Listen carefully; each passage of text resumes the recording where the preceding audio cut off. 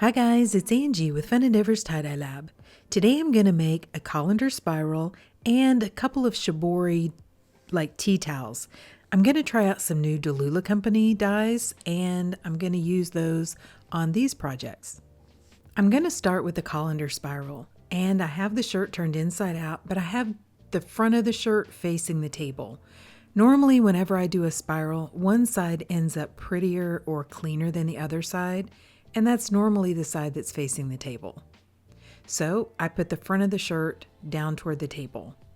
Then I'm using a washable marker and making a mark where I'd like for the center of my spiral to be. I like to put mine a little bit higher than the center of the shirt. In this case, I'm putting it just about level or even with the armpits of the shirt. I'm going to use a pair of locking tweezers and attach them to the mark that I just made. And then I'm going to use a microwave splatter guard with the flat side facing the shirt. My splatter guard has a hole in it, so I'm going to place that hole down over the top of my locking tweezers. And as I turn or spin my tweezers, that's going to spiral the shirt. I'm going to use my other hand to make some additional folds in the shirt as I turn the tweezers. The splatter guard helps me to keep most of the folds about the same height.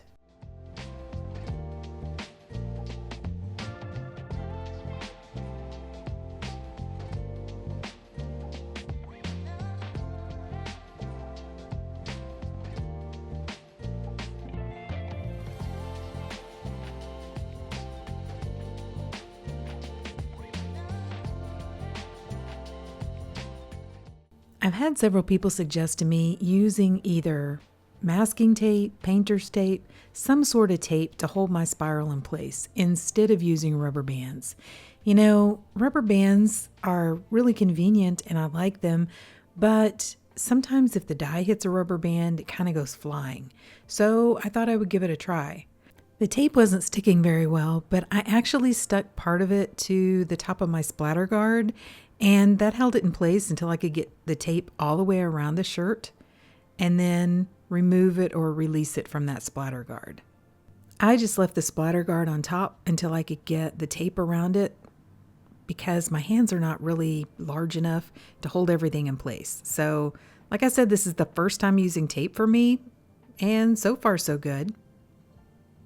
So I happened to watch a tutorial by Scott Walker from Rad Dyes, and he was making a colander spiral. And he had some really good tips. So I'm going to try a few of those on this colander spiral that I'm doing. I've done several in the past, but I didn't have my setup quite as easy as the one he was using. And his worked really well. So I'm going to give his setup a try. I already had some of these colanders, which I purchased from the Dollar Tree dollar store.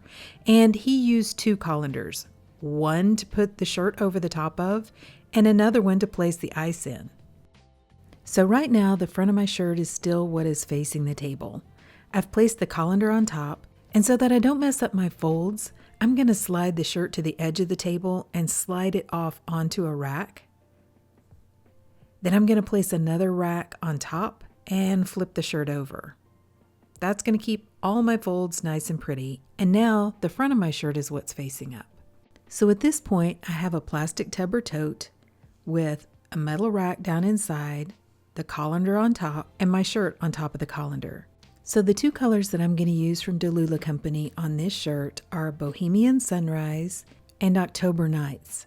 The October Nights has some kind of orange splits in it, so I thought it would look really pretty with that orangey rust color from the Bohemian Sunrise. I'm starting with the Bohemian Sunrise, and I'm going to make one line of Bohemian Sunrise going across the shirt, and I'm going to go right through the center of the spiral.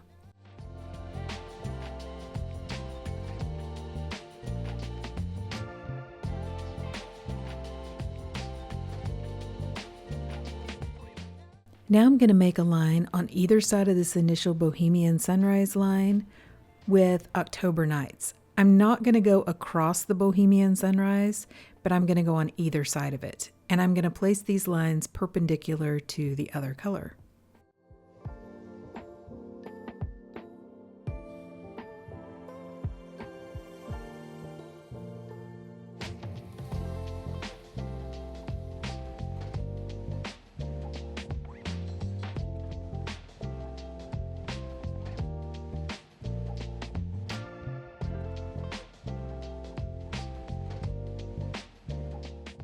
Now I'm going to add an additional sprinkle of dry soda ash over the top. And then I'm going to place another colander, just like the one that the shirt is on top of the die that has ice in it.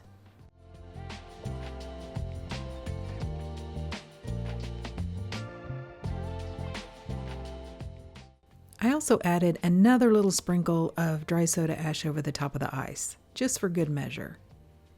Then I placed the shirt aside and I allowed the ice to melt. Once the ice melted, I took the colander off the top of the shirt and just allowed the shirt to process. I left it for about 48 hours before I began rinsing it. While the shirt was processing, I went ahead and I tied up a couple of Shibori tea towels, and I used these same colors on the tea towels to see what they would look like. So let's go ahead and make those. I soaked the towels in a soda ash solution for about 20 to 30 minutes. I've wrung them out, and so they are still damp. By the way, I applied dye to the spiral shirt while it was still damp as well. The towels that I'm using are 100% cotton flour sack kitchen towels, and these are labeled as being 28 by 28 inches. It makes it a little bit easier for some of these Shibori designs if they're square. I bought these from Amazon, and I'll put a link down below in the description for this video for the towels. I also have links down there for the locking tweezers and lots of the other items that I use when I tie-dye. I'm starting by folding the towel in half and then folding each side back one more time. So basically doing some really large fan folds.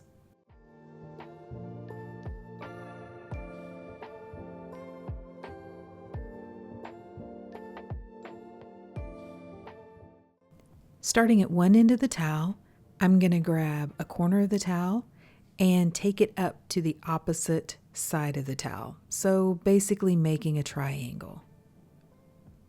This is the flag fold Shibori, or that's what I call it. I don't know what it's actually called. I'm not a Shibori expert by any stretch of the imagination. I just think it's fun to mess around with.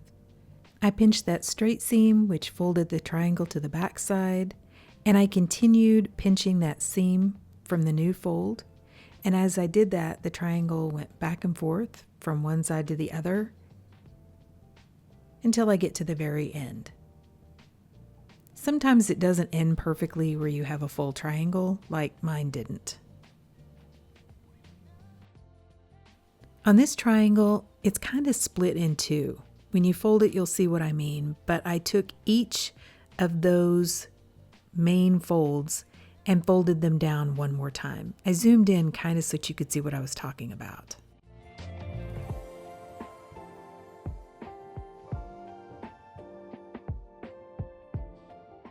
I'm going to hold the folds in place with some rubber bands.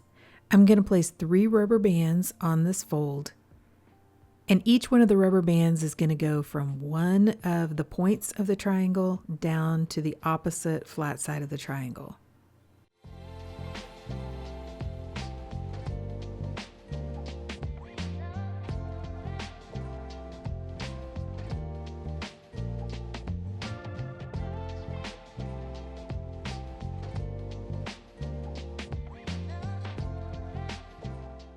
Okay, so let's go ahead and fold the other towel before I apply the dye. I'm starting out the same way with this one. I'm going to fold the towel in half. And with this towel, I'm going to do a bunch of fan folds or accordion folds. So I'm folding the towel in half, then I'm going to fold each side back. I'm taking a little extra time to make sure I get my folds really nice and clean so that the design will be really pretty.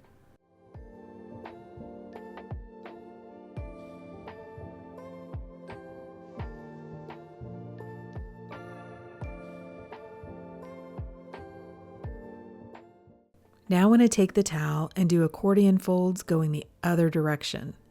So I'm going to actually just fold the towel several times to try to make some creases so that I can get my folds spaced properly.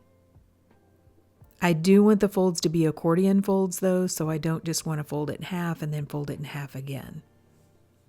With this part, you sometimes just have to work with it several times until you can get your folds spaced properly where they end correctly. You can always fold and unfold and keep going with it until you get it right. Now I'm going to turn the towel and make folds going the other way. This time I can only make like maybe 1 or 2 large accordion folds. I'm going to hold these folds in place with some rubber bands as well, and I'm going to use 2 rubber bands going perpendicular to each other.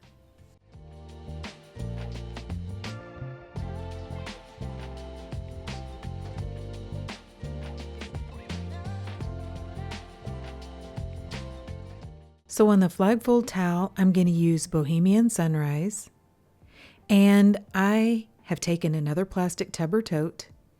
Down inside of that plastic tub or tote, I'm going to place a couple of square metal baskets, which I purchased from the Dollar Tree dollar store. And then on top of them, I'm placing some taller metal baskets. I think they call these trash cans at the Dollar Tree, but they're just a metal basket. The smaller metal basket down below is going to keep the towels up out of the muck, so the colors are not going to mix, but I am going to go ahead and dye both of these inside of the same container. So I've placed the flag fold with the top point of the triangle facing down and the longest flat edge facing up. Then I placed some of my plastic dye bottles over beside just so that it wouldn't fall down or be disturbed in any way, so that it would stay stable. I'm going to place the Bohemian Sunrise over the top or on that flat edge of this fold, and I'm placing quite a bit of dye on this flat edge. I'm going to add quite a bit of ice, and I don't want to have to reapply dye. I want the dye to just slowly get pulled down through this towel. I want to see if it splits a lot of colors or how the colors do split. I found that whenever I allow the dye to travel a long ways down whatever I'm dyeing, whether it's a shirt or a towel, the longer it gets to travel down that fabric, the more the colors split out of it. That's one reason why I really like incline twists. You know, the dye is allowed to travel a long ways down the shirt or the twist, and I think the color split out really well on a fold like that. I added a little bit more dry soda ash over the top, and then I was going to use another metal basket like to put the ice on, but I decided to go ahead and just use some ice cubes.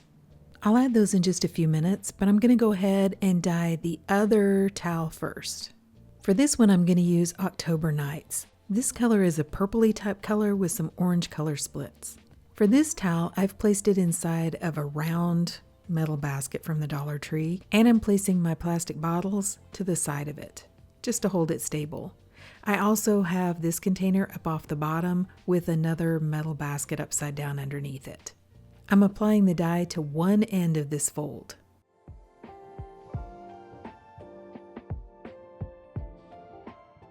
Now I'm going to add some additional dry soda ash over the top of the dye, and I'm going to add on some ice cubes. I have some ice cube trays which make a little bit larger ice cubes than my refrigerator does, so that's what I'm going to use on these tea towels.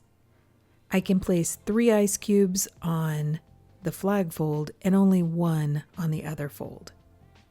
To keep the weight of the ice cubes from tipping this container over, I pushed it up against the side of my tub. I placed this container aside and I allowed the ice to melt. After the ice melted, I came back and added a couple more layers of ice to each one of the towels. With the very last layer of ice that I added to the Bohemian Sunrise towel, that fold, the dye wasn't all the way down to the edge, so I actually added just a very little sprinkle of dye over the top of the ice and a little bit more soda ash. After the third layer of ice melted on the towels, I went ahead and took these containers and I placed them inside of another longer container which has a metal rack down in the bottom. Then I placed the lid on that container and placed it outside so that these towels could process out in the heat. I left them for probably about 24 to 36 hours before I took them in to rinse them.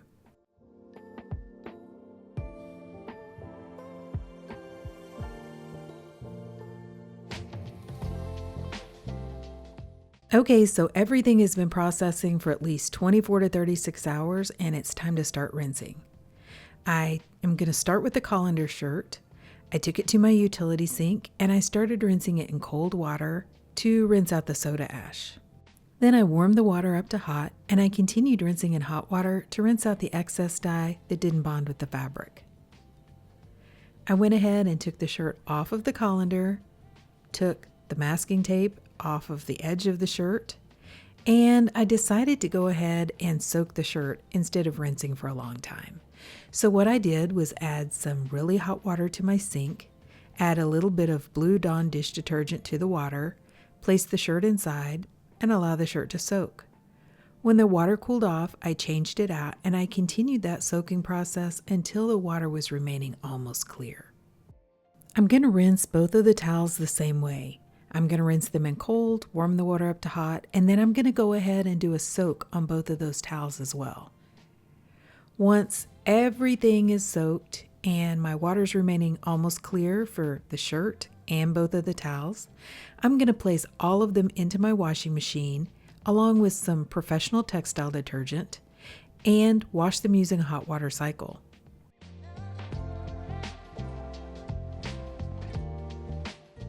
Okay, so everything's been washed, dried, and ironed, and let's see what these colors look like. I'm going to start with the colander shirt. So what do you guys think? I thought it was easier to see the dye and the colors putting it on a background that wasn't pure white. And I really love these colors. I think they're really pretty and they work well together. I don't see a ton of the color splits in either one of the colors. And I kind of suspected that would be the case with as little dye as I added to this shirt. That's one reason why I wanted to go ahead and do the 2 tea towels with those colors, because I thought they would showcase the colors a little bit better than this shirt is showcasing them. I do see some color variation.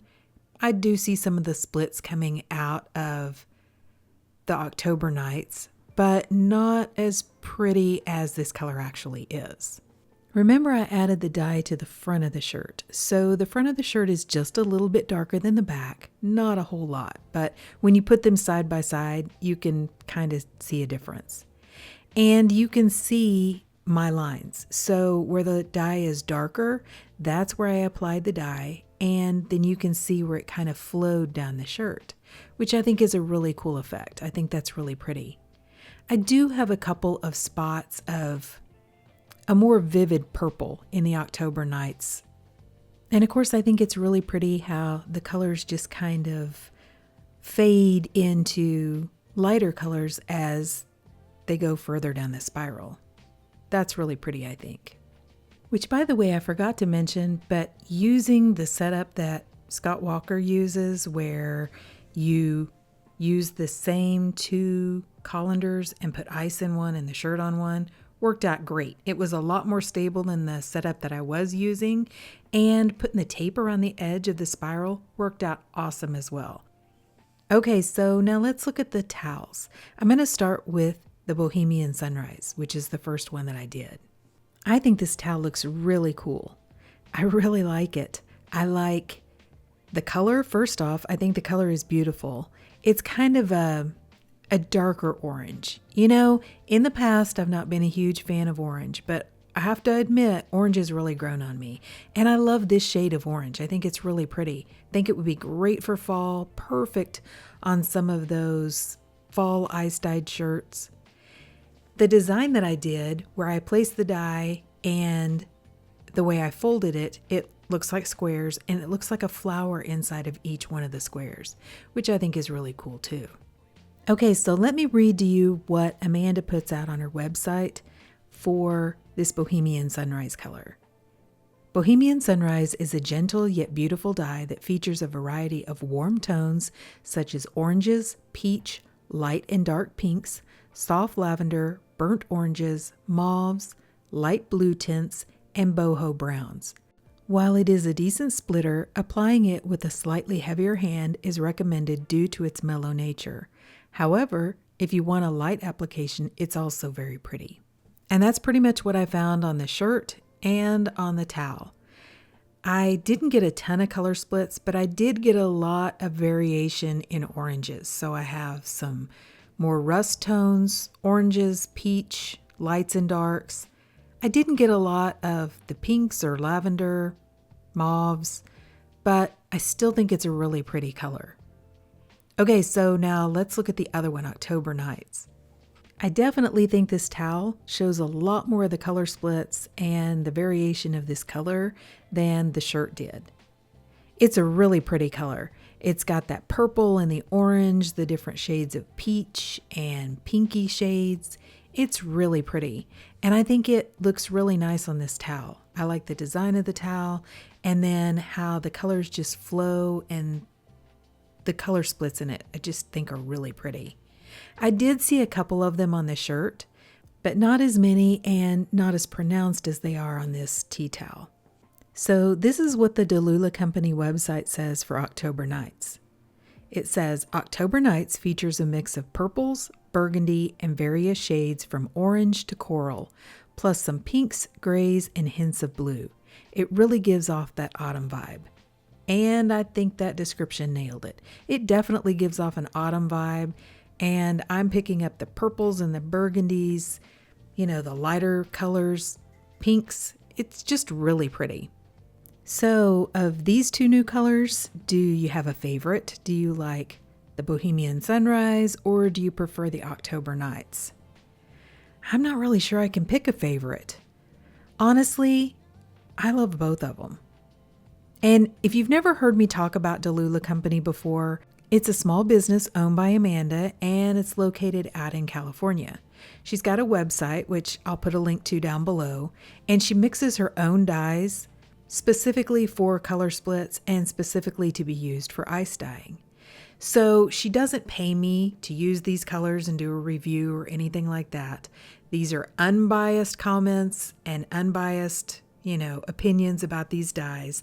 She did send me the dyes and asked me if I would like to try them, and I said sure. So I'm giving my honest opinion. I really love her dyes. I've tried several of them before.